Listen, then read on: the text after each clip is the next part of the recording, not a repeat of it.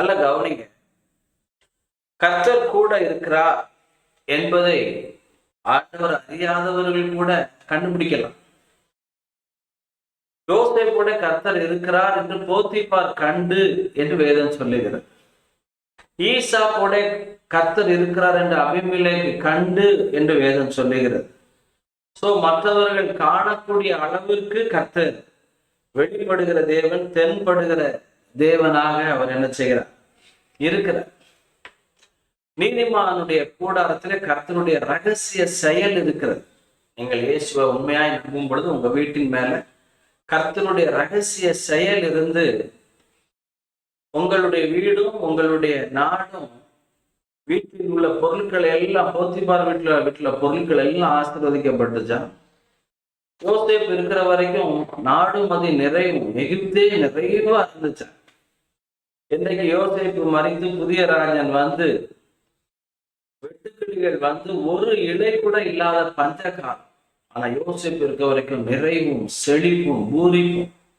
காரணம், நீதிமானுடைய அவருடைய ரகசியம் இருக்கிறது. நீதிமானுடைய கூடாரத்திலே ரகசிய செயல் வெளிப்படும் என்று வேதம் சொல்லுகிறது.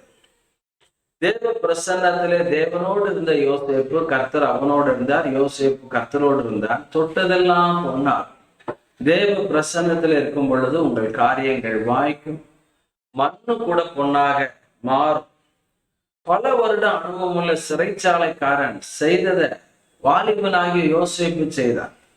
பல வருடம் அனுபவம் உள்ள கோலியாத்தை சில வருட அனுபவம் உள்ள தாவீது ஜெயித்தார். காரணம், கர்த்தருடைய ஆவியானவர் பலத்தினாலும் பராக்கிரமத்தினாலும் அல்ல, கர்த்தருடைய ஆவியானவர் காரியங்களை வாய்க்க பண்ணுகிறார் என்று வேதம் சொல்லுகிறது.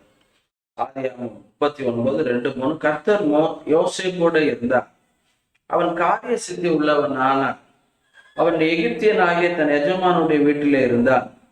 கர்த்தர் அவனோடு இருக்கிறார் என்றும் அவன் செய்கிற யாவையும் கர்த்தர் வாய்க்க பண்ணுகிறார் என்றும் அவன் எஜமான் கண்டு அவன் கூட இருக்கிறார். அவன் செய்வதெல்லாம் வெற்றி பெறுகிறான். பிராஸ்பரஸ் என்று போட்டிருக்கிறது, செழிப்படைதான். பொருளாதாரத்தில் மிகப்பெரிய செழிப்பு போத்திபார்.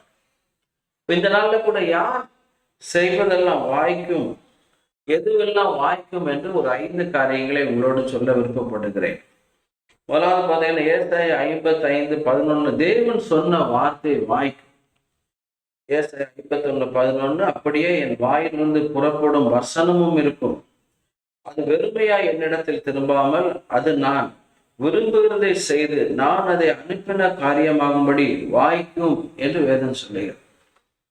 என் தேவனுடைய வாயிலிருந்து புறப்படுகிற வார்த்தைகள் அது வாய்க்குமா? நீங்க வேதத்துல பார்க்கலாம். ஆபிரகாமே, உனக்கு நான் புத்திரனை தருவேன், தந்தார். ராஜாக்கள் தோன்றுவார்கள், தோன்றினார். பாருங்க, எகிப்தின் சமுத்திரம் தொடங்கி பெரிய சமுத்திரம் வரைக்கும் எல்லையா இருக்கும். ஐப்ராத் நதி வரைக்கும் எல்லையா இருக்கும். அப்படியே எல்லை இருந்துச்சு. அப்ப தேவன் சொன்ன ஒவ்வொரு வார்த்தைகளும், அது ஒரு வார்த்தை கூட தரையில விழவில்லை. இஸ்ரவேல் ஜனங்களுக்கு சொன்ன நல் வார்த்தைகள். தேவனுடைய வார்த்தைகளை நீங்களும் நானும் சொல்லும் பொழுது நம்முடைய காரியங்களும் வாய்க்க ஆரம்பிக்கும். அடுத்தபடியா அவர் யாரை அழைத்தாரோ அவர்கள் வழி வாய்க்கும். ஏசாயா 48:15 போட்டிருக்கு, நானே அதை சொன்னேன், நான் அவனை அழைத்தேன், நான் அவனை வரப்பண்ணினேன், அவன் வழி வாய்க்கும். நானே அதை சொன்னேன், நான் அவனை அழைத்தேன், நான் அவனை வரப்பண்ணினேன், அவன் வழி வாய்க்கும். மோசே ஆண்டவர் அழைத்தார், பவுலை தேவன் அழைத்தார். எவர்களை முன்குறித்திருக்கிறாரோ அவர்களை அழைத்திருக்கிறார். எவர்களை அழைத்திருக்கிறாரோ நீதிமான்கள் ஆக்கி இருக்கிறார். எவர்களை நீதிமான்கள் ஆக்கி இருக்கிறாரோ அவர்களை மகிமைப்படுத்தி இருக்கிறார். அவர்கள் வழியை வாய்க்க பண்ணுகிறார்.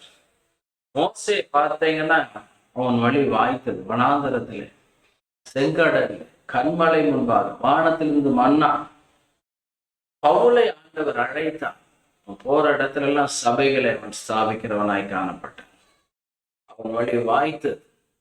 அப்ப பாருங்க, ஆண்டவர் சொன்ன வார்த்தையை நாம் சொல்லும் பொழுது காரியங்கள் வாய்க்கிறது. எவர்களை அழைத்தாரோ அவர்கள் வழி வாய்க்கிறது. நம்ம எல்லாருக்கும் தெரிந்த சங்கீதம் 1:3 வேதத்திலே இரவும் பகலும் பிரியமா இருந்து தியானமா இருக்கிற மனுஷன் பாக்கியவன், செய்வதெல்லாம் வாய்க்கும். வேதத்துல பிரியமா இருந்த ஆண்டுடைய வார்த்தையில தாவீது, எஸ்ரா அவங்க எல்லாம் சர்ச்சை கட்டினாங்க, அலங்கத்தை கட்டினாங்க, ஜனங்களை கட்டினாங்க. அவங்க வழிகள் எல்லாம் வாய்த்தது. கோடி கோடியா இந்த ராஜா எல்லாம் பொண்ணையும் பொருளையும் ஆலயம் கட்டுவதற்காக மறுபடியும் கொடுக்கிறதை பார்க்கலாம். அவங்க செய்த ப்ராஜெக்ட் எல்லாம் வாய்த்தது. 2 நாளாகவும் 26:5 உசியாவை குறித்து போட்டிருக்கு. தேவனுடைய தரிசனங்களில் புத்திமானா இருந்த சகரியாவின் நாட்களிலே தேவனை தேட மனதிணங்கி இருந்தார். அவன் கர்த்தரை தேடின நாட்களிலே தேவன் அவன் காரியங்களை வாய்க்க செய்தார். உசியா அவருடைய தகப்பனார் அமர்சியாவுடைய மகன் தான் உசியா. அமர்சியாவை கொன்று போட்டார்களாம். ஆனாலும் கர்த்தரை அவன் தேடின நாட்களிலே தேவன் அவன் காரியங்களை வாய்க்க திரும்பின திசையெல்லாம் காரியம் வாய்த்தது. அவன் பலப்பட்டான், நகரத்தை பலப்படுத்தினான், அநேக கட்டடங்களை கட்டினான், நகரங்களை எல்லாம் கட்டினான்னு போட்டு. கர்த்தரை தேடுகிறவர்களுடைய காரியங்கள் வாய்க்கும்.